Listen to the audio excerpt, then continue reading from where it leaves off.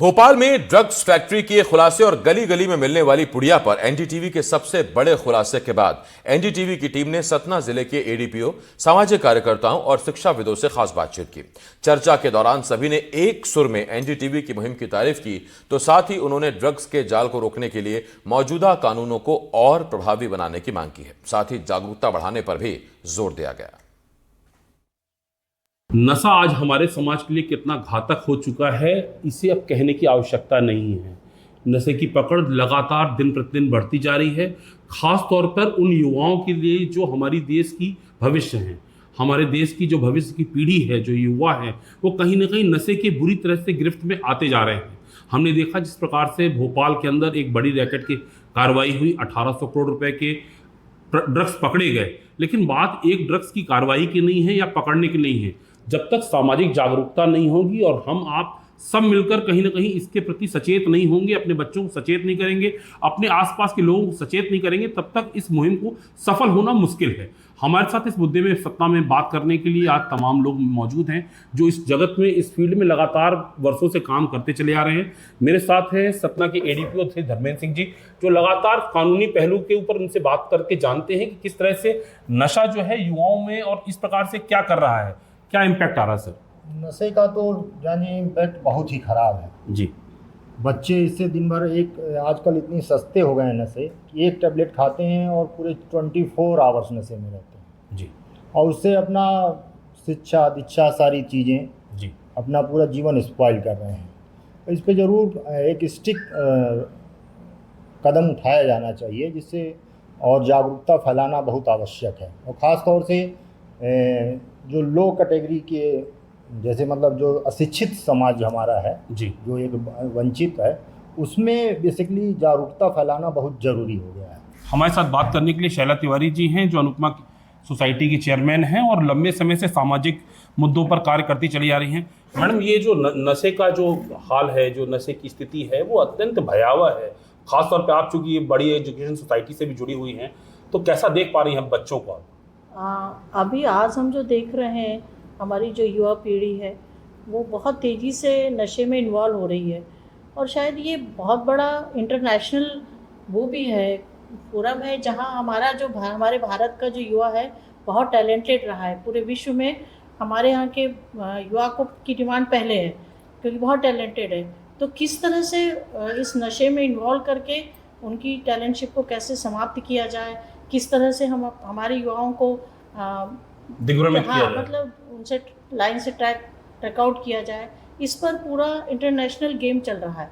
लेकिन हम सबका एक बहुत महत्वपूर्ण कर्तव्य है कि हम लोग बच्चों के साथ में, युवाओं के साथ में सामाजिक रूप से इन्वॉल्व हों।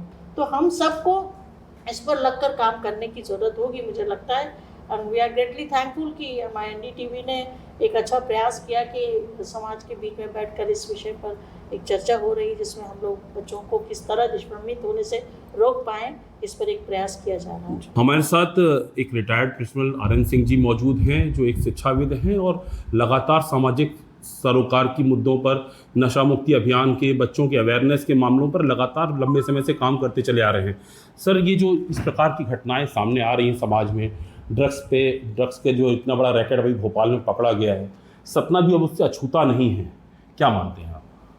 ये बिल्कुल आप सही कह रहे हैं। ये जो नशा का ये दौर चला हुआ है, इसका प्रभाव जो है छात्रों पे ज़्यादा प्रभाव पड़ रहा है। जो छोटे एज के हैं छात्र, उनके ऊपर ज़्यादा प्रभाव पड़ रहा है और वो गलत संगत की वजह से भी ये नशे में लिप्त होते जा रहे हैं। और नशा आजकल इस प्रकार का आने लगा है कि वो बहुत समाज से नहीं डरते। ऐसे नशे आ गए हैं जिसमें न कोई स्मेल आती है, न गंध आती है, और वो आराम से लिए रहते हैं और लेके घर भी पहुंच जाते हैं। और जो उनके गार्जियन हैं वो विश्वास नहीं कर पाते कि नहीं, हमारा बच्चा जो है नशे का धीरे धीरे आदी होता जा रहा है। हर घर में, हर जगह पे एक अवेयरनेस की आवश्यकता है, जहाँ पर, क्योंकि जब तक हम सब मिलकर अवेयर नहीं होंगे, सब मिलकर नहीं करेंगे, तब तक ये मुहिम असंभव है। हमारे साथ इस मुद्दे पर विगत लगभग 40 सालों से नशा मुक्ति अभियान के संदर्भ में सतना जैसे शहर के अंदर अच्छा कार्य करने वाली, उल्लेखनीय कार्य करने वाली मैडम रश्मि जैन जी मौजूद हैं। मैम, आपको एनडीटीवी में स्वागत है। मैं जानना चाहूँगा कि आप लगातार 40 सालों से बहुत सारा काम कर रही हैं नशा मुक्ति अभियान को लेकर। तो क्या पाती हैं आप कि अभी आज भी वर्तमान स्थिति में जैसा भोपाल में कार्रवाई हुई, सतना भी अछूता नहीं है, सतना में भी तमाम इस प्रकार की चीज़ें हैं, क्या पाती हैं आप? जी, अभी ये देख रहे हैं वो बढ़ता ही जा रहा है। और सबसे पहले जो दुख का विषय है कि बहुत छोटे छोटे बच्चे 6 से 7 साल 8 साल के बच्चों को हमने खुद नशा करते अपने पास के गार्डन में अपने घर के नीचे देखा हुआ है। और सबसे मुश्किल ये है कि उनके माँ बाप से भी एक बार मिले पर वो लोग इस बात को मानने को तैयार नहीं होते हैं। और सबसे जो दुखद बात ये है कि आज ये बढ़ रहा है, हम कम करना चाह रहे हैं मगर बढ़ रहा है। और इसमें मतलब लोगों की अवेयरनेस ना बढ़ के वो संगति में बढ़ते जा रहे हैं। वो अपने आप में और भी चिंताजनक है। तो कहीं ना कहीं ये चीज़ देखने योग्य है कि एक तरफ तो नशा पूरे देश को, जो युवा पीढ़ी उसको खोखला कर रहा है, साथ ही साथ उस नशे की पूर्ति के लिए, क्योंकि उनकी जो फाइनेंशियल जो है वो कहीं ना कहीं उसकी पूर्ति करने के लिए अन्य जो आपराधिक कृत्य हैं कहीं ना कहीं वो अन्य में लिप्त हो रहे हैं और उससे वो इनकी पूर्ति कर रहे हैं। तो कहीं ना कहीं एक बड़ी जागरूकता की आवश्यकता है, क्योंकि भोपाल जैसा इतना बड़ा स्कैंडल भोपाल में खुला, वो एक कोई चौंकाने वाली बात नहीं हुई जब छोटे छोटे शहरों में इसी प्रकार के स्कैंडल देखने को मिले। हम सबको जागरूक होने की आवश्यकता है, तभी समाज सजग और सुदृढ़ हो सकता है। सतना से ज्ञान शुक्ला, एनडीटीवी के लिए। बॉलीवुड का मुखर्जी परिवार हर साल दुर्गा पूजा धूमधाम से मनाता है। पूजा में काजोल, रानी मुखर्जी, तनिषा मुखर्जी जैसी एक्ट्रेसेस बढ़ चढ़कर हिस्सा लेती हैं। इस बार पूजा को लेकर क्या खास रहने वाला है, सुनते हैं एक्ट्रेस तनिषा मुखर्जी से।